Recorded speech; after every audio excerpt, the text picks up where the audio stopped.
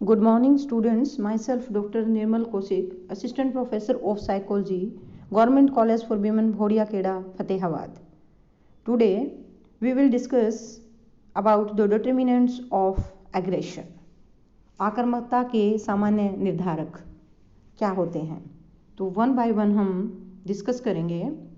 सबसे पहले situational factors. Situational factors में कौन कौन सी ऐसी सिचुएशन होती हैं जो अग्रेशन के लिए रिस्पॉन्सिबल होती हैं, जिसमें हम पहला डिस्कस करेंगे फ्रस्ट्रेशन। फ्रस्ट्रेशन क्या होता है? जब भी हम किसी गोल को अचीव करना चाहते हैं और उसको कर नहीं पाते हैं, क्योंकि उसमें काफ़ी सारे हर्डल्स बीच में आ जाते हैं, तो जिससे हम फ्रस्ट्रेटेड फील करते हैं। और जितना ज़्यादा फ्रस्ट्रेटेड होंगे उतना ही ज़्यादा हमारा व्यवहार अग्रेसिव होगा। तो अग्रेशन के लिए फ्रस्ट्रेशन भी रिस्पॉन्सिबल होता है। दूसरा, अटैक। अटैक किसी भी तरह का हो सकता है, डायरेक्ट भी हो सकता है, इनडायरेक्ट भी हो सकता है, या फिर फिजिकल भी हो सकता है, वर्बल भी हो सकता है। तो किसी भी तरह का अटैक अगर हमें सामने से मिलता है तो हम उसी तरह से रिएक्ट करते हैं और उससे हमारा आक्रामक व्यवहार सामने आता है। तो आक्रामकता के लिए जैसे कि आप एट्रीब्यूशन फॉर द अटैक भी ले सकते हैं। एट्रीब्यूशन फॉर द अटैक का मतलब क्या है कि हमारे साथ किसी ने गलत किया और अब हम भी उसका बदला लेना चाहते हैं। या फिर नेगेटिव रेसिप्रोसिटी भी हो सकता है कि किसी ने हमारी इंसल्ट की है तो हम भी उसकी इंसल्ट करेंगे, या फिर हम सेम वैसा ही करेंगे जैसा सामने वाले ने किया है। और इससे फिर क्या होगा, हमारी फ्रस्ट्रेशन इंक्रीज हो जाएगी और हमारे गुस्से के अंदर और ज़्यादा हमारा गुस्सा और ज़्यादा इंटेंसिव हो जाएगा। तो जो फ्रस्ट्रेशन है वो इस तरीके से रिस्पॉन्सिबल रहता है अग्रेसिव बिहेवियर के लिए। दूसरा जो फैक्टर है वो है मॉडलिंग। मॉडलिंग क्या है? मॉडलिंग के अंदर आप ये देखेंगे कि हम किसी को अपना रोल मॉडल मान लेते हैं। जैसे कि बच्चे हैं, काफ़ी बार बच्चे पेरेंट्स को कई बार अपने टीचर्स को रोल मॉडल मान लेते हैं और उसमें देखते हैं कि क्या क्या करैक्टरिस्टिक्स हैं। अगर उनका जो रोल मॉडल है वो अग्रेसिव होगा तो वो वैसा ही अपने आप के अंदर भी ढूंढना चाहेंगे कि हमारा बिहेवियर भी अग्रेसिव है या नहीं है। या फिर उनको लगता है कि किसी भी सिचुएशन को कंट्रोल करने के लिए अगर गुस्सा किया जाए तो वो अच्छा होता है, या फिर जो है गुस्सा करने से हम किसी भी सिचुएशन को जल्दी से कंट्रोल कर लेते हैं। तो ऐसे काफ़ी बार जो है स्टडीज़ के अंदर भी मिला कि जो लड़के या फिर जो मेल हैं और जो लड़कियां हैं और औरतें हैं उनको अपने रोल मॉडल के रूप में चुनते हैं। उसके बाद जो अगला फैक्टर है हमारा वो है डी इंडिविजुएशन कंडीशंस। तो डी इंडिविजुएशन कंडीशंस क्या होती हैं कि कई बार हमें खुद को ऐसे लगता है कि हमारी जो आइडेंटिटी है वो गुम हो गई है, या फिर हमारी कोई पहचान जो है वो गायब हो गई है, या फिर कई बार ऐसी कोई सिचुएशन, कोई ऐसी दशा जो है वो आती है जिसमें हमें लगता है कि हमारा जो सेल्फ अवेयरनेस है वो कम हो गया है, गुम हो गया है, कोई एनोनिमिटी आ गई है, या फिर जो है कोई अनडिफरेंशिएटेड क्राउड है, डार्कनेस है। ये सभी क्या करते हैं, कोई भी ऐसी दशाएं जो है वो हमारे अंदर एक जो डी इंडिविजुएशन की जो फीलिंग है उसको क्रिएट कर देते हैं। और उससे फिर हम क्या मानने लग जाते हैं कि ये तो हमारा जो व्यवहार है वो सेल्फ रेगुलाइज्ड नहीं रहा, जिससे कि हमारा जो गुस्सा है वो बढ़ जाता है और हम उस व्यवहार को फिर हम रिप्रेजेंट करते हैं। फिर उसके बाद जो है अगला जो फैक्टर है जो डिटर्मिनेंट है अग्रेशन का, that is vision of weapons. Vision of weapons क्या है कि हमें कोई एक्सपोजर मिल गया है, जो ऐसे कोई वेपन्स हैं जो एग्रेशन के लिए को रिप्रेजेंट करने के लिए जो रिस्पॉन्सिबल होते हैं, जैसे कि आपने कोई मूवी में देख लिया, किसी गन को देख लिया या फिर किसी रिवॉल्वर को देख लिया या फिर कुछ मतलब जिससे जो कि क्यूज देते हैं एग्रेशन के लिए, तो उससे भी क्या होता है, व्यवहार जो होता है वो अग्रेसिव हो जाता है। तो वेपन के जो इफ़ेक्ट्स हैं वो इस तरीके से काफ़ी बार जो है वो स्टडीज़ ने प्रूव किया है कि वो नेगेटिव रहते हैं या वो प्रोबेबिलिटी गुस्से की बढ़ा देते हैं। तो ये भी एक रिस्पॉन्सिबल फैक्टर है। उसके बाद है हमारे जो स्पेक्टर्स हैं, स्पेक्टर्स का मतलब दर्शक जो हैं, तो वो जैसे कि काफ़ी साइकोलॉजिकल स्टडीज़ के रिसर्चेस में हमें देखने को मिला है कि कई बार जो है अग्रेसिव सिचुएशंस को के लिए रिस्पॉन्सिबल हो जाते हैं जो हमारे स्पेक्टर्स होते हैं। तो और उसमें जो मेल स्पेक्टर्स होते हैं वो ज़्यादा रिस्पॉन्सिबल होते हैं इन कंपैरिजन टू फीमेल, मतलब प्रोबेबिलिटी को मेल स्पेक्टर्स जो हैं वो ज़्यादा बढ़ा देते हैं कि उनको जो वो जो हैं वो किसी भी क्यू को ज़्यादा जैसे इंक्रीज कर देते हैं, जिससे कि व्यवहार जो है वो आक्रामक हो जाता है। तो इस फैक्टर, ये भी एक इम्पोर्टेंट फैक्टर है। उसके बाद जो है हमारे कुछ पर्सनल फैक्टर्स हैं, और जो हमारे पर्सनल फैक्टर्स हैं उसके वो भी रिस्पॉन्सिबल होते हैं, जैसे हमारा इमोशनल स्टेट कैसा है, हम इमोशनली कितने स्टेबल हैं, हमारा जो एंगर का अराउजल है वो कितना ज़्यादा है। तो एंगर का जो अराउजल है वो हम कैसे देखते हैं कि हमारा जो स्ट्रेंथ है फ्रस्ट्रेशन का वो कितना है, हमारा जो आर्बिट्रेरीनेस है फ्रस्ट्रेशन का वो कितना है, हमारे सामने एग्रेसिव क्यूज कितने हैं। तो जो स्ट्रेंथ है, जो हमारा फ्रस्ट्रेशन का कुंठा की जो प्रबलता है कि कोई व्यक्ति जो है हमारे जो हम पाना चाहते हैं उसमें अड़चन पैदा करता है, हमारे लक्ष्य को रोकना चाहता है जहाँ के हम नज़दीक गए हुए हैं, तो हमारा जो व्यवहार होता है वो फ्रस्ट्रेटेड हो जाता है और उससे हम अग्रेसिव हो जाते हैं। और कुंठा का जो मनमानपना है वो क्या है कि हम कई बार जो है ऐसा परसीव करते हैं कि हमारी जो फीलिंग ऑफ हॉस्टिलिटी है, प्रतिकूल भावना जो होती है वो भी रिस्पॉन्सिबल होती है। जैसे कि कोई व्यक्ति है वो ये समझता है कि उसे प्रदान की गई कुंठा जो है वो बहुत वैलिड है, रीजनेबल है, और जिससे कि उसके अंदर हॉस्टिलिटी की फीलिंग्स जो हैं वो आ गई हैं।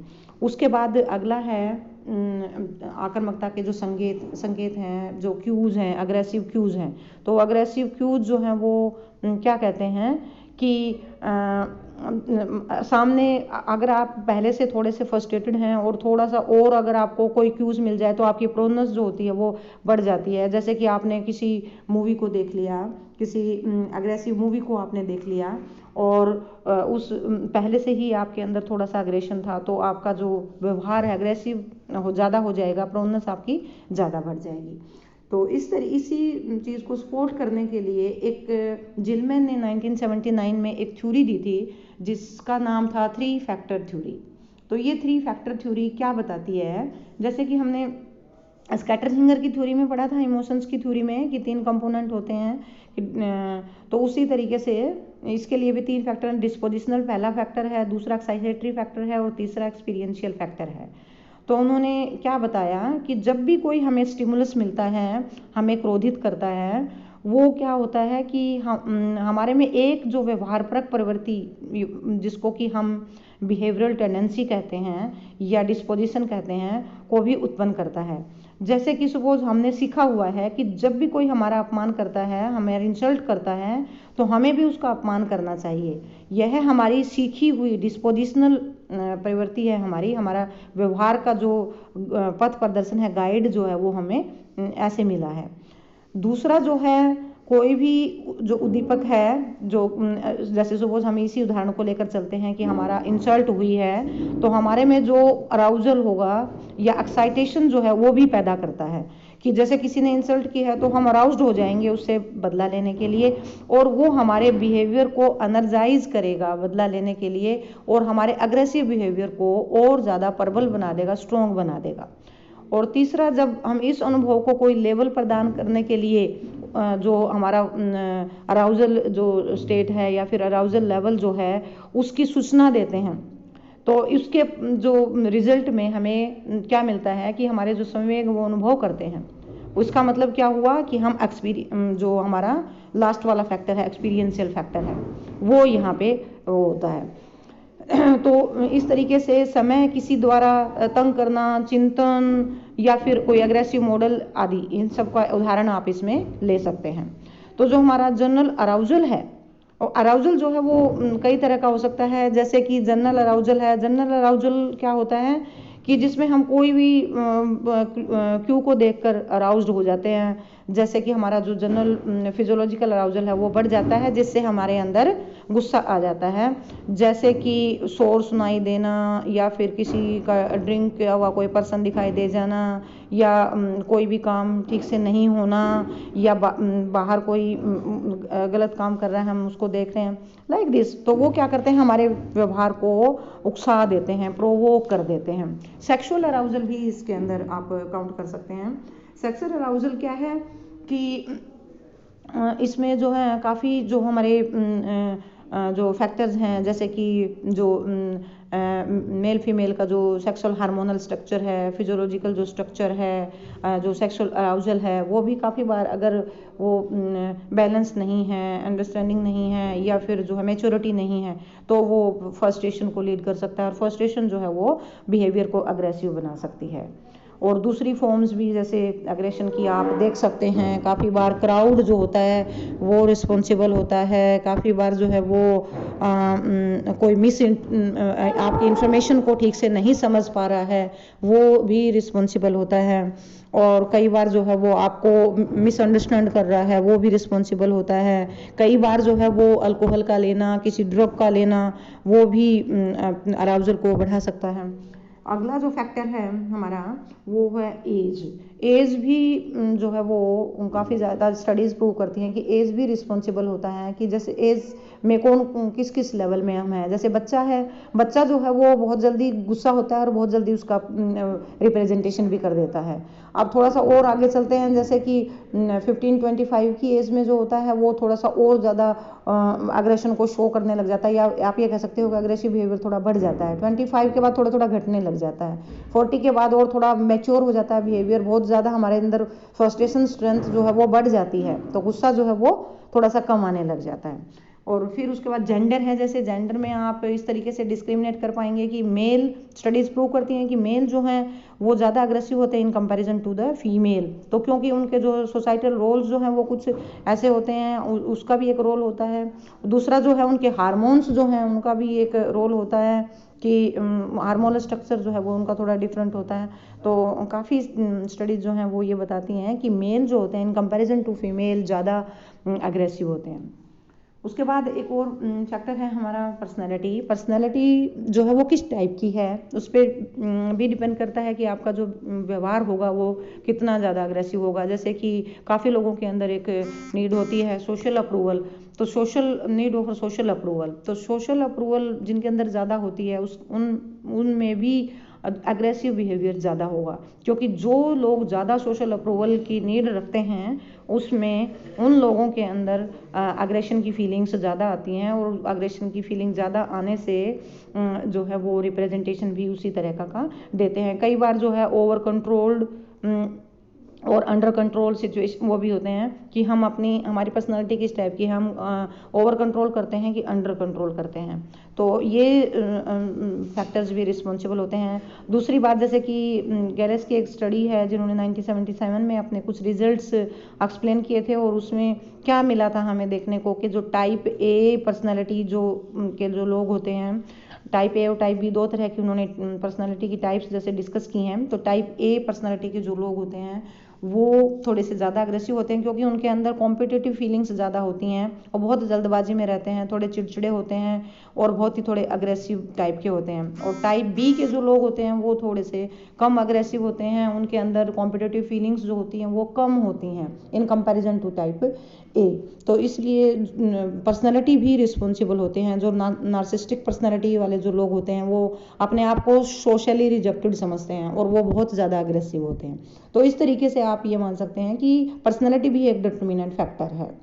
उसके बाद कोग्निटिव स्टाइल्स, जो हमारे कोग्निटिव स्टाइल का मतलब कि हम कैसा स्टाइल अडॉप्ट करते हैं, या हम जो हमारे अंदर जो एट्रीब्यूशन जो स्टाइल है, एट्रीब्यूशनल बायस जो है वो हम कितने हैं, जैसे कि हम कितने ज़्यादा जल्दी मान लेते हैं कि हमारी गलती की वजह से ऐसा हुआ।